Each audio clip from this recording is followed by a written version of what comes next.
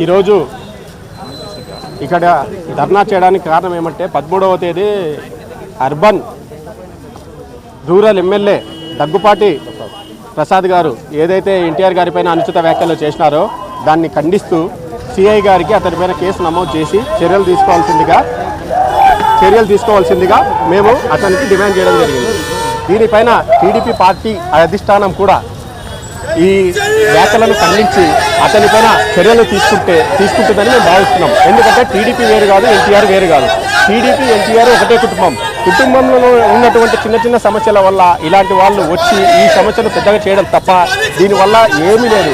ఆయన ఎవరికి సంబంధం లేని వ్యక్తి. ఎవరు? Venkateswara Rao, Anantapuram rural MLA.